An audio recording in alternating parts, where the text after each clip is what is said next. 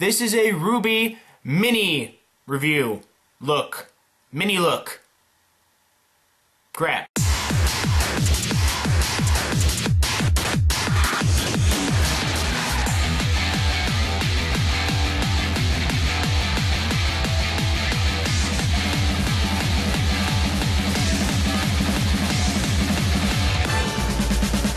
Hey everybody out there in YouTube land, Jake of the OneManBand is back again, and this is a RWBY mini look into. A mini look, as they will be called from now on, because mini look into is just way too much to say in conversation. So what can I say about this theory that has come into my lap now? Well, first, I guess I can say thanks to the people who got it to my attention and the creator of the original video that I watched that was linked to me to say, hey, you should check this out. The person who created it, let me just check my notes right here. No, don't go away. Malingar? I think that's how it's pronounced. It's gonna be down right here.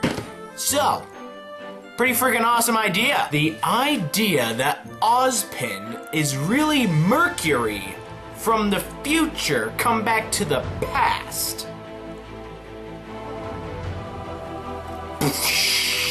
First off, I just want to say extra kudos and brownie points to you for coming up with this theory. I mean, it is definitely one of the crazier ones I have heard. I mean, just due to the fact that you're employing time travel into a plot. Time travel is a very touchy subject to add into a plot, especially with a ever-evolving one such as RWBY. I mean, it's different when you have things like Back to the Future, Doctor Who, or Steins Gate even, because those plots and stories were kind of already thought all the way through. So they were able to piece together all these different things so that the time travel concept actually made sense. But in RWBY, since it's so open and so just vast, and since we don't know enough about either Mercury or Ozpin, this theory is actually quite possible. Let's look at the facts. Alright guys, just to get this out of the way, I'm basically just gonna be analyzing and rehashing the facts that the Malagar video put up in his original video on this subject. But once again, I'm going to be adding my own flair, my own ideas, so I would say definitely go check out that video as well. There's going to be annotation link somewhere in the video. There's going to be a link down below in the description that will take you to it. Show this guy some love, because he came up with this. So he's a smart guy, obviously. Seriously, dude, call me. Call me. Call me anytime. Call me.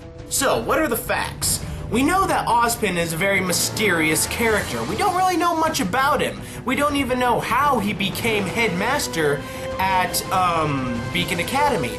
All we know is that he must have some form of just power. He must have done something very amazing in the past, or just be that powerful or that wise to be in that position. I mean, and that goes without saying. I mean, he's based off the Wizard of Oz, who was like, you know, a wizard, but he was actually, you know, a magician that was behind the curtain and all that stuff. But still, the emphasis that he cast himself as the great and powerful Oz, that put everybody in that situation to think of him as somebody who was so powerful and all this stuff, even though he was just a man behind a curtain. Alright, let's think of it this way. In the Wizard of Oz story, the Wizard of Oz, you know, the magician, wizard, whatever you want to call him, he came from technically our world and crossed into the land of Oz. Now that can become a parallel with Mercury traveling back in time to then become Ozpin,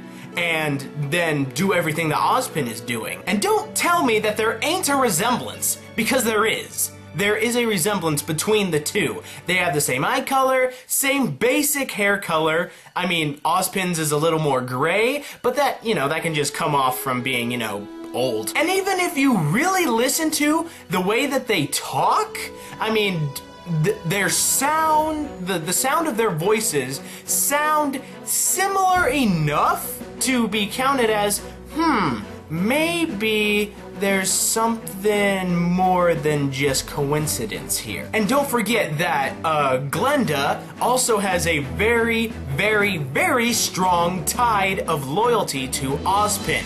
How that came about, I'm not really sure, but she does state that he has more experience than the rest of us. Not the two of us, as she was talking to Ironwood at the time, but the rest of us, meaning just basically everyone in general. So maybe he actually took part in a great war that happened. Maybe he's actually older than he looks. Maybe he's found out some form of immortality.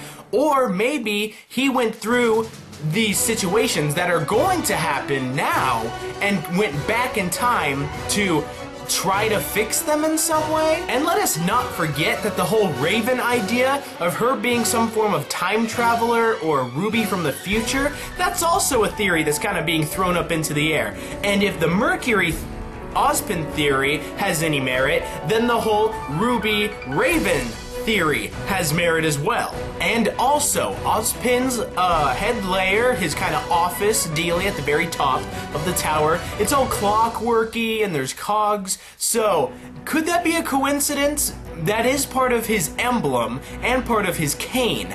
But there may also be some symbolism there, with the reference of clocks and time travel going back and forth in times. And that would also explain why he was like so transfixed when he found Ruby for the first time, and he stated that she has silver eyes, and he was kind of flabbergasted and wondering about that whole ordeal. Perhaps in the future, Ruby does something to Mercury or something along those lines, where Mercury learns that Ruby is somewhat important, and then when he went back in time, he knew that he would have to find the girl with the silver eyes. Now, here's some of my own ideas that I think kind of contribute to this idea. Now, Mercury, he's kind of that whole rebel loner. I don't really want to take orders for anyone, but I'm working for Cinder just because it seems like fun. He seems like that kind of person. Now, I believe that Ozpin was like that in his past. As he stated, he's made more mistakes than any man, woman, or child, so he may have been a criminal in his younger years or had done stuff in his past that he was not proud of at all.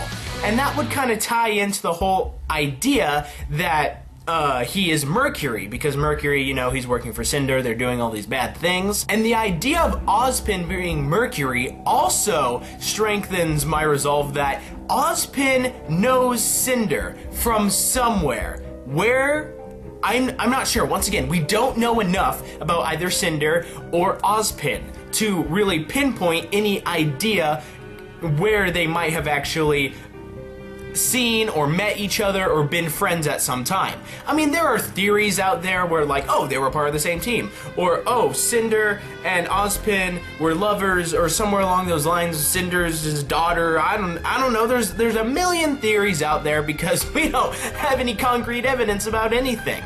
And then we're left to theorize. This is what happens. And Mercury, also, of the three-man team who has infiltrated Beacon Academy, he seems like the most out of the three that would be willing to break off from that faction and actually make something of himself. I mean, Emerald has some form of just blind loyalty to Cinder, as I have deduced. I'm gonna go into more info about that in my Chaos Syndicate review, which is going to be coming out soon. It's just taking a little while to get done. Mercury, on the other hand, he's more the one to just go with the flow. He's kind of doing this just for the laughs. And also, the whole idea that I gave to you guys on how why isn't Ozpin doing anything about Cinder in his academy if he knows who she is? Now, it could be the simple fact that he doesn't know who she is or anything like that, but what if he is purposefully not going after them because, you know, if he sees his past self and his past self sees him, there could be a paradox on our hands, and just, you know, world imploding and exploding, divide by zero, everything goes bad because a past self and a future self can't see each other. I mean, that's some sort of time travel rules. Remember, in Volume 2, there's never really an instance where Ozpin and Mercury are really in the same place at the same time. The place that it comes closest to that is during the dance. But I think that by the time Mercury had arrived, Ozpin was either in a different part of the building or had altogether left. No, wait a minute. Wait a minute. No,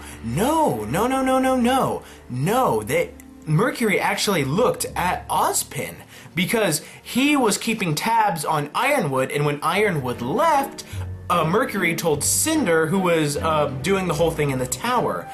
So maybe it's an eye contact thing where it becomes the paradox? Now here's one last bit of kind of just coincidental information that I want to put onto you guys. Now, Ozpin, he walks with a cane.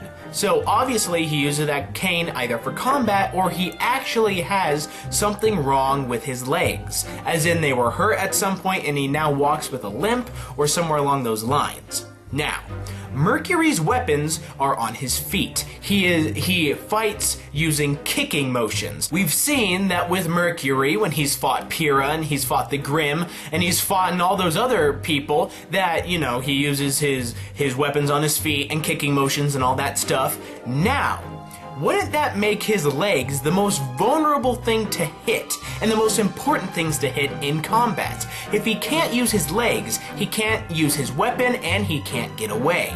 So, what if let's just say that this theory is correct and everything along those lines. Let's say Mercury is fighting, he's doing his thing, and he gets wounded and one of his legs is broken somehow.